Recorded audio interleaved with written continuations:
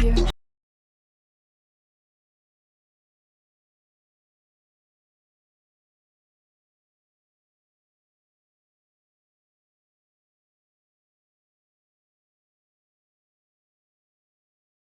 Health డిపార్ట్మెంట్లో contract మరియు out sourcing పోస్టులు భర్తీ చేయడానికి నోటిఫికేషన్ విడుదల చేశారు.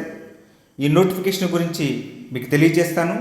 తెలియజేసే ముందు కొత్తగా మన ఛానల్ని ఎవరైనా వీక్షిస్తున్న వారికి సబ్స్క్రైబ్ చేసుకోకుండా ఒక విజ్ఞప్తి, వెంటనే సబ్స్క్రైబ్ చేసుకోండి. మన ఛానల్ ద్వారా అందించే విలువైన సమాచారాన్ని మీ మిత్రులకి, బంధువులకి షేర్ చేయండి. అలాగే జాబ్ నోటిఫికేషన్ వాట్సాప్ మరియు టెలిగ్రామ్ గ్రూపుల్లో చేరండి. చేరటం వల్ల మీరు ఎప్పటికప్పుడు విలువైన సమాచారాన్ని అందుకుంటారు. అయితే ఈ నోటిఫికేషను పూర్వపు పశ్చిమ గోదావరి జిల్లా ఏలూరు వారికి సంబంధించిన నోటిఫికేషను. ఇందులో 31 పోస్టులు భర్తీ చేస్తున్నారు. ఈ పోస్టులన్నీ కూడా కాంట్రాక్ట్ మరియు అవుట్సోర్సింగ్ విభాగానికి చెందిన పోస్టులు. అయితే దరఖాస్తు చేసుకునే విధానం వచ్చేసరికి ఆఫ్లైన్లో మాత్రమే దరఖాస్తు చేసుకోవాల్సి ఉంటుంది. ఆన్లైన్లో దరఖాస్తు చేసుకోవడానికి సాధ్యం కాదు. అయితే ఇక్కడ మనకి ఈ 2 వెబ్సైట్లో అప్లికేషన్ ఇవ్వటం జరిగింది.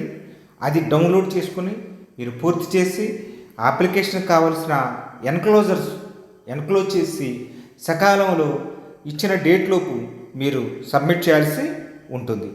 తర్వాత పోస్టులకు వచ్చేసరికి చూడండి, కాంట్రాక్ట్ పోస్టులకు వచ్చేసరికి biomedical engineer, audiometricians, radiographer, lab technician ఈ పోస్టులు ఉన్నాయి. అలాగే అవుట్సోర్సింగ్ వచ్చేసరికి theatre assistant, plumber, office subordinate, general duty attendants and post mortem assistants ఈ పోస్టులు భర్తీ చేస్తున్నారు. అప్లికేషన్లు వచ్చేసరికి 9/4/2025 నుండి 19/4/2025 సాయంత్రం 5 గంటలలోపు ఎక్కడ ఇవ్వాల్సి ఉంటుందంటే చూడండి, ఇక్కడ నేను అడ్రస్ చెప్తున్నా చూడండి క్లియర్గా.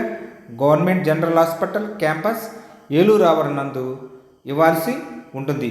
సమన్వయాధికారి డిఎస్హెచ్ ఉమ్మడి పశ్చిమ గోదావరి జిల్లా వారి కార్యాలయం నందు స్వయంగా సమర్పించి రసీదు పొందాలని చెప్పడం జరిగిందనమాట. అలాగే ఎడ్యుకేషన్ సంబంధించిన ఫీజు అన్ని నోటిఫికేషన్లు ఇవ్వడం జరిగింది. అది చూద్దాం మనం ఒకసారి. ఇది నోటిఫికేషను, పూర్తి నోటిఫికేషను చెప్పాను కదండి. 9వ తేదీ నుండి 19వ తేదీలోపు సాయంత్రం 5 గంటలలోపు మీరు అప్లికేషన్ ఇవ్వాల్సి ఉంటుంది. ఇక్కడ కూడా మనకు అడ్రస్ ఇవ్వడం జరిగింది. Office of the DCHS office ఏలూరులో ఉంది. వర్కింగ్ డేస్లో మాత్రమే ఉంటామని చెప్పడం జరిగింది. ఎవరైనా సరే వెళ్ళేవాళ్ళు వర్కింగ్ డేస్ సమయంలో వెళ్ళి దరఖాస్తు సమర్పించండి. తర్వాత ఈ పోస్టులు చూడండి, ఇక్కడ కాంట్రాక్ట్ పోస్టుకి బయోమెడికల్ ఇంజనీర్కి చూస్తే ఇక్కడ మనకి 54,060 రూపాయలు.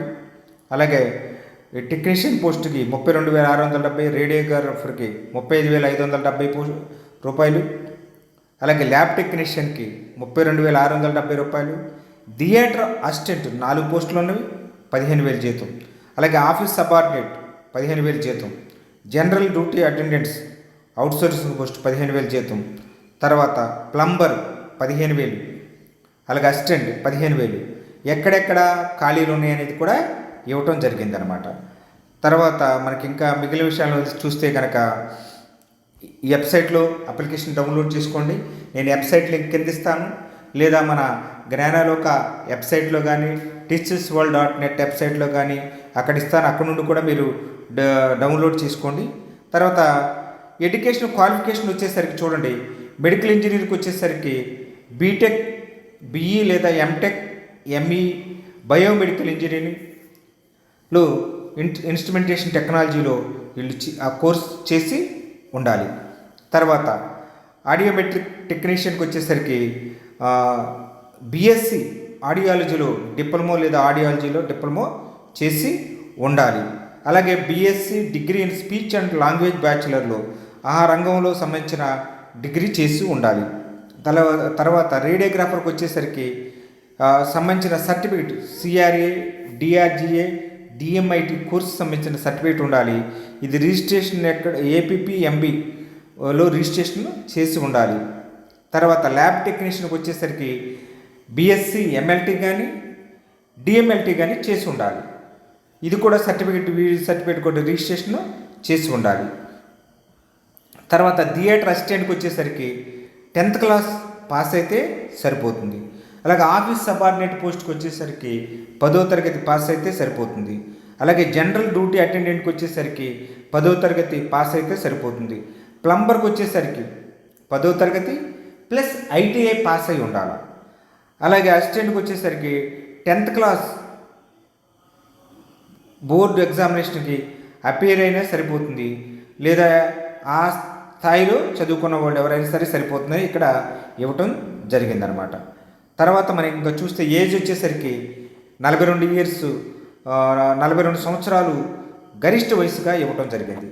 అయితే SC, ST, BC and EWS అభ్యర్థులకి 5 సంవత్సరాలు వయసులో సడలింపు ఇవ్వటం జరిగింది. అలాగే ఎక్స్ సర్వీస్ మెన్కి 3 years సడలింపు ఇవ్వటం జరిగింది. అలాగే బెంచ్ మార్క్ డిజేబిలిటీ వారికి 10 సంవత్సరాలు, మ్యాక్సిమం వయసు అంటే 42 సంవత్సరాలు గరిష్టము. అది కాకుండా రిజర్వ్డ్ కేటగిరీకి వారికి ఉన్న రిజర్వేషన్ ఆధారంగా వయసుతో పాటు గరిష్టంగా వచ్చేసరికి 52 సంవత్సరాలుగా నిర్ణయించడం జరిగిందనమాట. చూడండి, ఇక్కడ డిమాండ్ డ్రాఫ్ట్ ఫీజు వచ్చేసరికి చెల్లించాలి. ఆ ఫీజు కూడా మీరేమీ కన్ఫ్యూజన్ పడవద్దు. చాలామంది ఫోన్లు చేస్తున్నారు, సార్ ఫీజు ఎవరికి కట్టాలా, అప్లికేషన్ ఎక్కడ ఇవ్వాలా, వీడియో చెప్పేటప్పుడు క్లియర్గా వింటే మీ డౌట్లన్నీ క్లారిఫై అయిపోతాయి. చూడండి, district coordinator of hospital services west Godavari, ఈ అడ్రస్ మీద మీరు డీడీ తీయాల్సి ఉంటుంది. మరలా చెప్తున్నాను, ఇదే అడ్రస్ మీద డీడీ తీసి దాని యొక్క డీడీ కాపీ కూడా మన అప్లికేషన్తో పాటు వెనకలో చేయాల్సి ఉంటుందన్నమాట. తర్వాత మనకి చూస్తే కనుక ఓసీ అభ్యర్థులకి 500 రూపాయల ఫీజుగా ఉంది. అలాగే SC, ST, BC, physically challenged వారికి ఎలాంటి ఫీజు లేదు, వారికి ఎగ్జామ్షన్ ఉంది, అభ్యర్థులు గమనించగలరు. అలాగే ఇక ఎంపిక ప్రక్రియ ఎలా ఉంటుందనేది, దీనికి ఏమి రాత పరీక్ష ఏమి ఉండదు. మనకు వచ్చిన క్వాలిఫికేషన్లు వచ్చిన ఆధారంగా వెయిటేజ్ ఉంటుంది. అలాగే కాకుండా మనం ఏదన్నా కోవిడ్ సీజన్లో కనుక ఏమైనా పనిచేసినట్లయితే దానికి కంపల్సరీ కావాల్సిన సర్వీస్ సర్టిఫికేట్ కనుక మనం ప్రొడ్యూస్ చేసినట్లయితే దానికి కూడా వెయిటేజ్ ఉంది. ఆ సర్వీస్ సర్టిఫికేట్ కూడా నేను కింద నోటిఫికేషన్ డిస్క్రిప్షన్ ఇవ్వడం జరిగింది. దాన్ని డౌన్లోడ్ చేసుకుని మీరు సర్వీస్ సర్టిఫికేట్ కూడా ఫిల్ చేసుకుని ఎన్క్లోజ్ చేసుకుంటే మీకు అది బెనిఫిట్ అవుతుంది అనమాట. ఒకసారి వెయిటేజ్ ఎంత ఉందని ఇవ్వటం జరిగింది. ఒకసారి మీరు పూర్తిగా నోటిఫికేషన్ని పరిశీలించండి.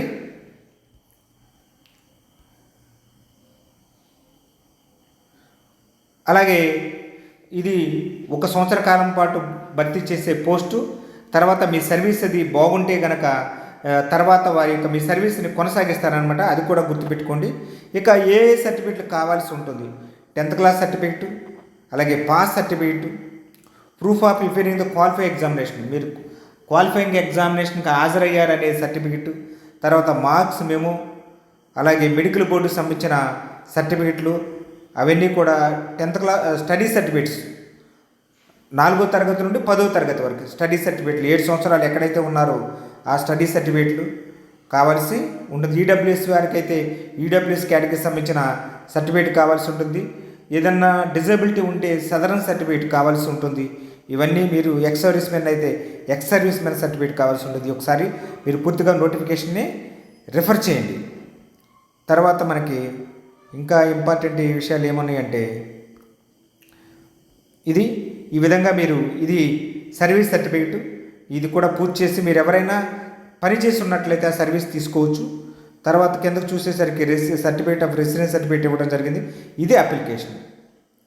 ఈ అప్లికేషన్ను మీరు ఫిల్ చేసుకుని మీరు ఏ పోస్ట్కి దరఖాస్తు చేస్తున్నారో రాసి పాస్పోర్ట్ సైజ్ ఫోటోగ్రాఫ్ అంటించి ఈ వివరాలన్నీ పూర్తి చేసి మీరు దరఖాస్తు చేసుకోవాల్సి ఉంటుంది. మీకు అన్నీ తెలిసిన విషయాలే, ఒకసారి పరిశీలిస్తే ఈజీగా మీరు అప్లికేషను ఫిల్ చేస్తారు. చెప్పాను కదండి, అప్లికేషన్ మీరు ఈ చెక్ లిస్ట్ కూడా ఇవ్వడం జరిగింది. ఏమేమి మీరు ఎన్క్లోజ్ చేయాలనేది ఎన్క్లోజర్స్ ఇక్కడ ఇవన్నీ ఒకసారి పరిశీలించుకోండి. ఇవి కంప్లీట్గా మీ దగ్గర ఉంటే ఎస్, లేదంటే నో అని టిక్ చేసి అప్లికేషన్ ఇది ఎకనాలజ్మెంటు, ఇది గుర్తుపెట్టుకోండి ఇంపార్టెంట్.